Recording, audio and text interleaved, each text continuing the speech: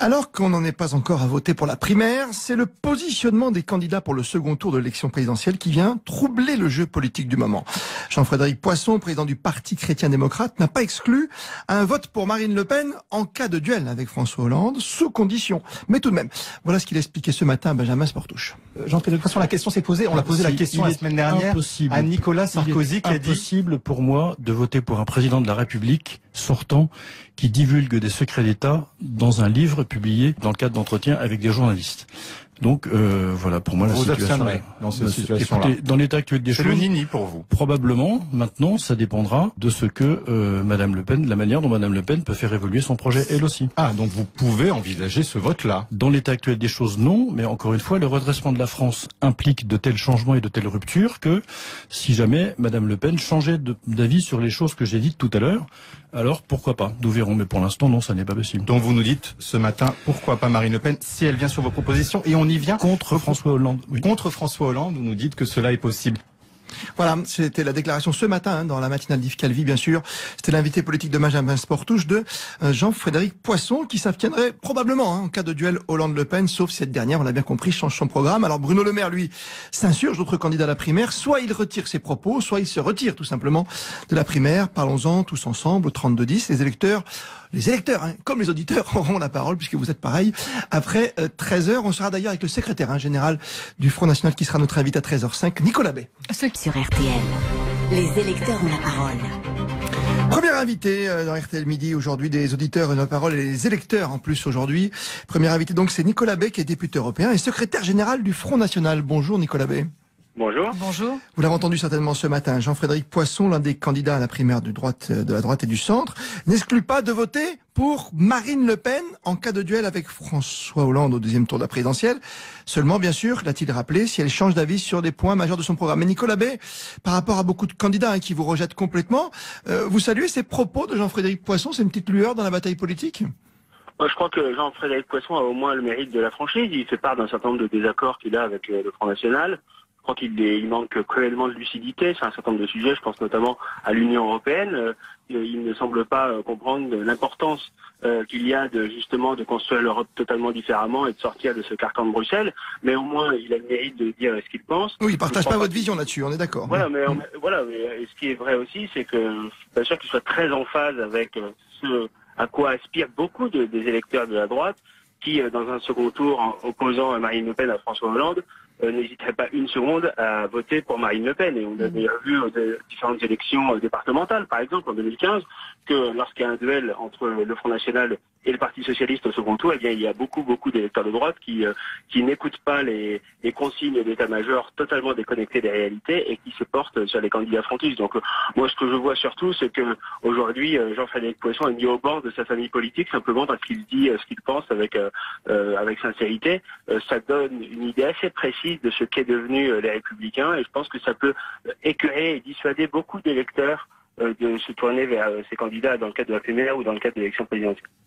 En même temps, il y met des conditions. Il faut quand même que Marine Le Pen renonce à une certaine partie de son programme. Je pense, par exemple, à quelque chose qui est assez essentiel, la préférence nationale. On peut imaginer que Marine Le Pen revienne là-dessus pour justement rassembler, pour aller plus loin, pour être plus large. Non, mais il n'est pas question de revenir sur la priorité nationale qui pour nous est un aspect fondamental, faire en sorte que les Français soient prioritaires pour l'emploi, le logement, l'aide sociale, au moment où des millions de nos compatriotes souffrent terriblement et où l'argent public est utilisé en faveur des migrants pour les loger, les soigner dans des conditions parfois très confortables quand les Français souffrent. Donc la priorité nationale, c'est pour nous un aspect fondamental et ça vient en cohérence avec l'ensemble de notre projet, du projet de Marine Le Pen. Vous savez, nous sommes assez peu attentifs aux exigences qu'aurait Jean-Frédéric Poisson, qui, je le rappelle, est entre 1 et 3% des intentions de vote à la primaire, alors que Marine Le Pen est à 30% d'intention de vote pour l'élection présidentielle. Donc je crois en revanche que ce que nous disons, le projet que nous portons derrière Marine Le Pen, il correspond, c'est vrai, en revanche, à l'aspiration de beaucoup d'électeurs qui jusque-là sont encore dans l'orbite de la droite et qui sans doute s'en détacheront dans les semaines ou les mois qui viennent. Mais notre projet s'adresse à tous les Français qui sont déçus aussi de la politique de François Hollande. Ils sont très nombreux, qui ont voté jusqu'à présent pour le Parti socialiste et qui, eux aussi, se tournent vers nous parce qu'ils sont conscients que finalement l'enjeu de demain et l'enjeu de la présidentielle, c'est pas l'enjeu des élections régionales, c'est un choix de civilisation. Un choix de civilisation qui doit nous amener à défendre à nouveau notre identité, notre souveraineté nationale, nos valeurs républicaines qui ont été piétinées aussi bien par la droite que par la gauche. Nicolas Bay, on s'aperçoit aujourd'hui qu'on est dans ce débat qui est revenu la semaine dernière sur le devant de la scène, qui est le nini, finalement, parce qu'à une époque c'était ni FN, ni PS, et que là, de temps en temps, on le voit avec Nicolas Sarkozy, on le voit ce matin avec Jean-Frédéric Poisson, eh bien, la parole se libère un petit peu. Côté Nicolas Sarkozy, comment vous avez analysé ce revirement, finalement? Je crois qu'une fois n'est pas coutume, c'est peut-être une exception dans son parcours politique, Nicolas Sarkozy est sincère. D'un seul coup, il nous dit qu'il n'envisage pas une seule seconde de voter Front National. Bon, ça, c'est pas une surprise, mais il dit surtout qu'il va voter François Hollande. Il y a deux choses intéressantes. D'abord, à la fois lui, Nicolas Sarkozy, comme candidat à la primaire, et d'une façon générale, les Républicains envisagent clairement la défaite. Ils envisagent clairement de ne pas être... Oui, parce que là, on est sur un second tour Hollande-Le Pen, pour l'instant, alors que c'est pas fait du tout. On est d'accord. Exactement. Ils envisagent donc clairement cette défaite, qui d'ailleurs est possible, parce que je pense que beaucoup de Français se détournent aussi de cette droite qui a échoué, qui a contribué à mettre la France dans un état lamentable.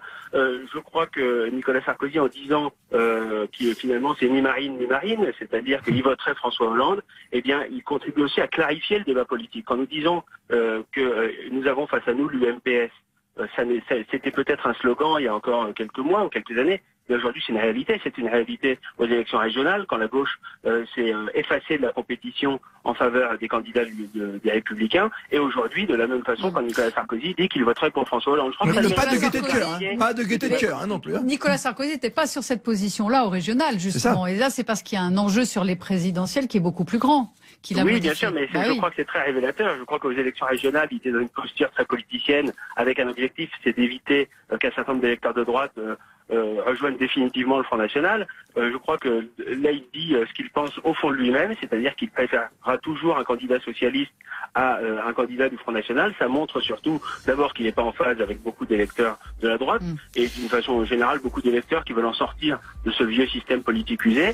Et puis, ça montre surtout que l'UMPS n'est pas qu'un slogan, mais c'est une réalité bien concrète. Aujourd'hui, le débat, il est entre, d'un côté, les candidats du système, et de l'autre, Marine Le Pen, qui incarne un vrai renouveau, une vraie rupture, une vraie alternative politique.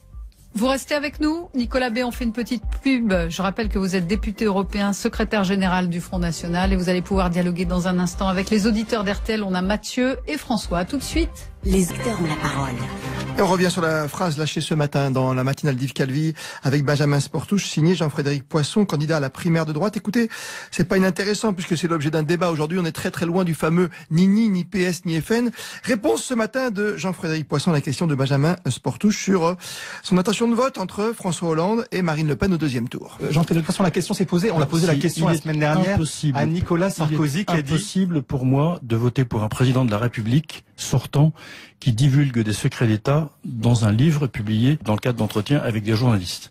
Donc voilà, pour moi, la situation dans cette situation-là. Écoutez, dans l'état actuel des choses, c'est le nini pour vous. Probablement, maintenant, ça dépendra de ce que Madame Le Pen, la manière dont Madame Le Pen peut faire évoluer son projet, elle aussi. Ah, donc vous pouvez envisager ce vote-là. Dans l'état actuel des choses, non, mais encore une fois, le redressement de la France implique de tels changements et de telles ruptures que si jamais Madame Le Pen changeait d'avis sur les choses que j'ai dites tout à l'heure, alors pourquoi pas? Nous verrons, mais pour l'instant, non, ça n'est pas possible. Donc vous nous dites ce matin, pourquoi pas Marine Le Pen, si elle vient sur vos propositions, et on y vient contre François Hollande. Oui. Contre François Hollande, vous nous dites que cela est possible. Voilà, pourquoi pas Marine Le Pen en cas de duel au second tour contre François Hollande. C'était Jean-Frédéric Poisson ce matin sur RTL avec Benjamin Sportouche. Nous sommes toujours avec Nicolas Bay, député européen, secrétaire général du Front National. Et en ligne, nous avons Mathieu qui est à Paris. Bonjour Mathieu.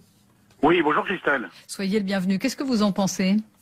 Moi, je trouve que M. Poisson est un petit peu en avance sur son temps, mais je crois que l'homme de droite qui dira un jour aux journalistes qui leur posent la question « Non, mais écoutez, aucun problème pour s'allier avec le Front National, parce qu'on considère que il n'y a pas confusion de genre, les valeurs de droite se retrouvent aussi bien chez les Républicains qu'au Front National. Écoutez, moi, je suis un électeur de droite, j'ai voté à plusieurs reprises Front National, j'ai voté aussi Sarkozy, je suis un issu du sarkozysme, donc là, on va de l'un à l'autre sans aucun problème. Moi, je ne comprends pas l'invention géniale de Mitterrand, à qui on a et s'entend au loup bien récemment. C'est lui qui a pénalisé la droite un jour en disant si vous vous associez au Front National, vous êtes considérés comme des racistes, néo-nazis, j'en passe des meilleurs. Et lui, il a inventé deux choses. Il a inventé la gauche plurielle avec l'association des communistes et il a empêché la droite de s'allier avec le Front National. Cette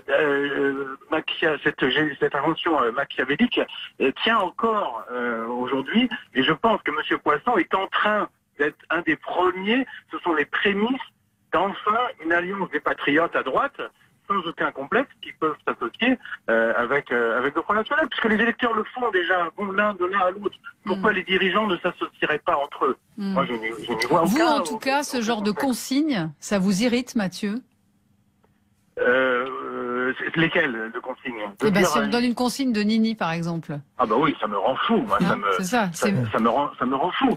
Je pense que, je vous dis, c'est encore cette invention de Mitterrand d'avoir ostracisé le Front National, d'avoir fait peur à la droite de pouvoir faire des alliances avec le Front National, parce que ça a été fait à des échelles régionales, à des échelles cantonales, de temps en temps, et ça a été un battage médiatique tel que les gens ne s'y sont pas repris à deux fois. Donc, je rappelle quand même, Mathieu, que François Mitterrand, la première fois qu'il a parlé du Nini, c'était en 1988 et c'était économique à l'époque. C'était ni privatisation ni nationalisation. Et après, c'est devenu politique. Voilà. Bon, c'était juste une petite parenthèse.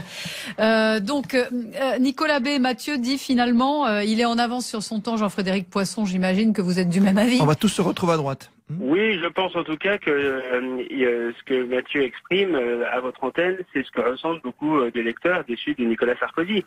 C'est-à-dire qu'ils n'en peuvent plus d'une droite qui a échoué, qui a mené une politique de gauche lorsqu'elle était au pouvoir, qui a mis la France dans un état lamentable, qui l'a soumise aux intérêts qataris, qui a installé l'islamisme radical au cœur de la République, qui a désarmé l'armée, la police et les douanes. Bref, qui a largement contribué à mettre notre pays dans un triste état. Je crois que beaucoup de ces électeurs ont vocation à nous rejoindre, à se tourner vers le Front National et vers Marine Le Pen. Et c'est vrai que dans cette primaire des Républicains, finalement, il n'y a qu'un seul candidat qui ose aller sur ce terrain-là, qui ose, je pense, tenir un discours qui est nature à séduire beaucoup de ses électeurs déçus aussi bien d'ailleurs d'Alain Juppé que de Nicolas Sarkozy, de tous ceux qui se sont succédés aux plus hautes responsabilités de l'État et qui ont échoué. Mais moi, ce que je dis aujourd'hui, c'est que nous, notre projet derrière Marine Le Pen, c'est de rassembler tous les patriotes français sans les mettre dans des petites cases, sans dire s'ils sont de droite ou de gauche. Chacun, dans son fort intérieur, dans son intimité, a le droit de se définir philosophiquement de droite ou de gauche. En avance sur son temps, Jean-Frédéric Poisson, donc. Mais je crois en revanche que le plus important aujourd'hui, c'est de définir clairement quel est l'enjeu pour retrouver la souveraineté, la grandeur de la France et la liberté pour notre peuple. Mathieu, c'est sortir de l'Union européenne, c'est remettre notre économie en état en assurant le patriotisme économique, c'est alléger la fiscalité qui est confiscatoire sur nos entreprises, et puis c'est retrouver des frontières, c'est une souveraineté territoriale qui aujourd'hui, parce qu'aujourd'hui en l'absence on recentre, Nicolas B, pardon de vous interrompre, on recentre notre débat sur le Nini. On va demander aussi à François ce qu'il en pense du côté de Chartres. Bonjour François. Bonjour Christelle. Soyez le bienvenu. Alors. Merci. Écoutez, moi ce que j'aime bien en tout cas de Monsieur Poisson que j'ai vu précédemment à une émission de télévision, c'est qu'il dit ce qu'il pense. Donc ça c'est très bien. Encore une fois, au risque de se faire exclure de la primaire. Comme le souhaite Bruno Le Maire, presque. Oui, mais je pense que là il y a des grosses erreurs. Je veux dire que dès l'instant qu'on parle du Front National, c'est comme si on mettait un pain de dynamite. Et je pense qu'il y a des choses qui vont plus. À un moment donné, c'était une diabolisation à tous azimuts du Front National. Là on s'aperçoit que quand même les choses évoluent. Donc on voit des gens aussi évoluer. On n'est plus sur les mêmes images et les mêmes discours, voilà. Donc faut arrêter un petit peu, surtout la droite, des primaires et tout ça, de jouer un petit peu les censeurs. Et aussitôt que quelqu'un parle de Marine Le Pen à droite, non, là il y a quelque chose qui va pas.